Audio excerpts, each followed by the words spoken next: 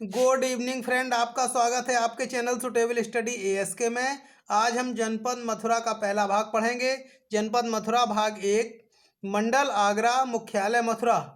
मथुरा जनपद जो है वो आगरा मंडल के अंतर्गत आता है। इसका मुख्यालय मथुरा नगर में है। पड़ोसी जनपद हाथरस, आगरा, अलीगढ़, भरतपुर, पलवल। हाथरस, आगरा, अलीगढ़ ये उत्तर प्रदेश के जनपद हैं। भरतपुर राजस्थान का जनपद है। पलवल हरियाणा का जनपद है।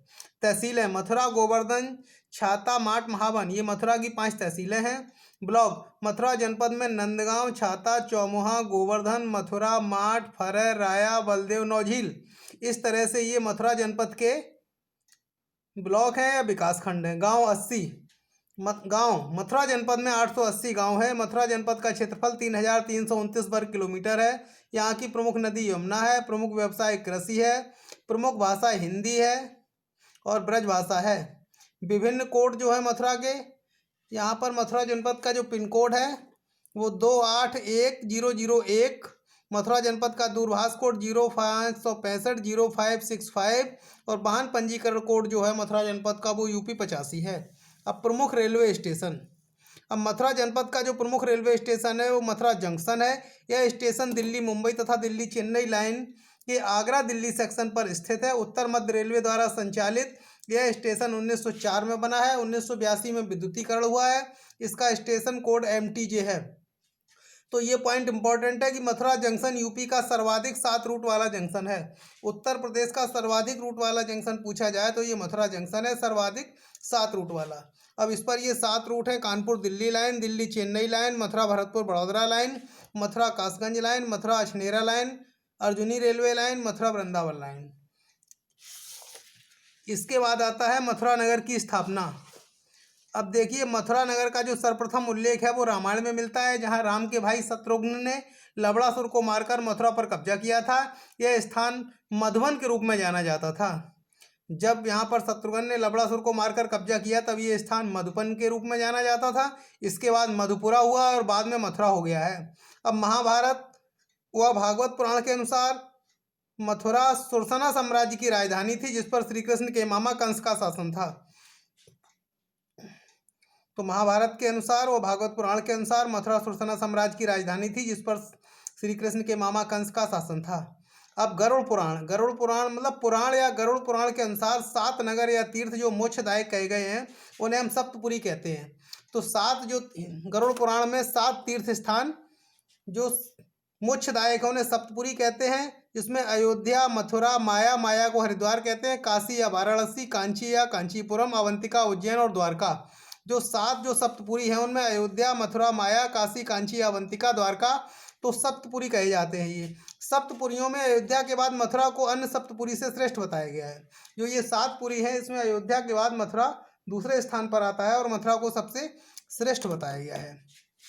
अब देखिए, प्राचीन काल में 16 महाजनपद उनमें सूरसेन महाजनपद की राजधानी मथुरा थी।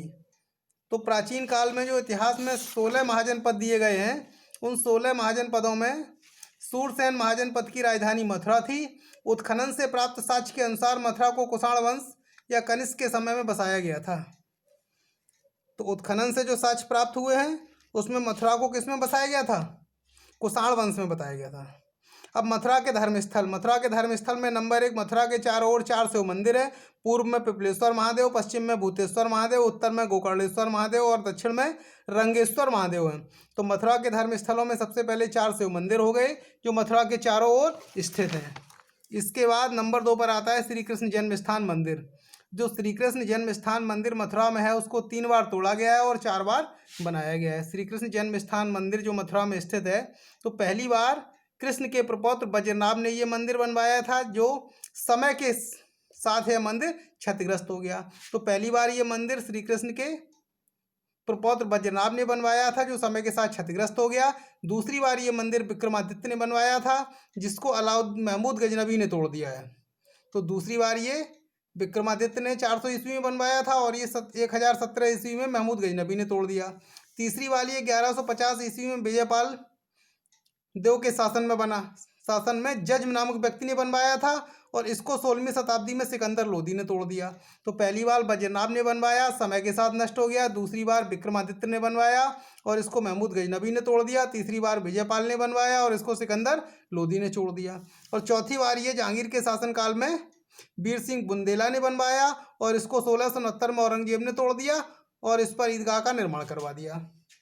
तो ये तीसरी जो चौथी बार है वो वीर सिंह बुंदेला ने बनवाया था और इसको औरंगजेब ने तोड़ दिया। अब वर्तमान में जो ये मंदिर है श्री कृष्ण जन्म स्थान पर, वर्तमान में मंदिर मदन मोहन मालवीय की प्रेरणा से बिरला ने बनवाया है और यह जो निर्माण कार्य है वो 1982 में पूरा हुआ है। तो वर्तमान समय में श्री कृष्ण जन्म स्थान पर वर्तमान मंदिर मदन मोहन मालवीय की प्रेरणा से बिरला ने बनवाया था और निर्माण कार्य 1982 में पूरा हुआ।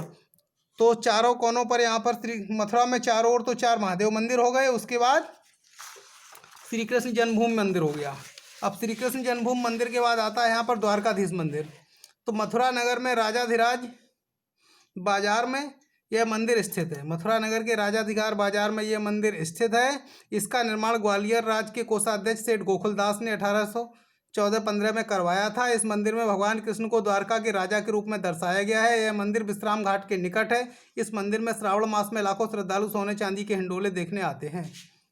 अब दूसरा विश्राम घाट। द्वारकाधीश मंदिर से 30 मीटर की दूरी पर नया बाजार में विश्राम घाट मथुरा के 25 घाटों में प्रमुख घाट है। तो द्वारकाधीश मंदिर से 30 मीटर दूरी पर विश्राम घाट है, यमुना नदी के किनारे स्थित है।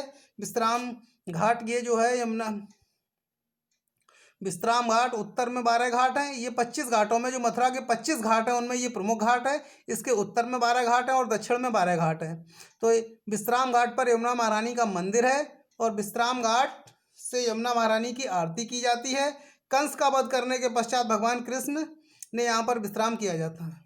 ऐसा माना जाता है कि भगवान विष्णु के 8वें अवतार भगवान कृष्ण ने कंस को मारने के पश्चात विश्राम घाट पर विश्राम किया था और जिसके कारण इसे हम विश्राम घाट कहते हैं। अब अगला नंबर जो आता है वो कंस किले का आता है।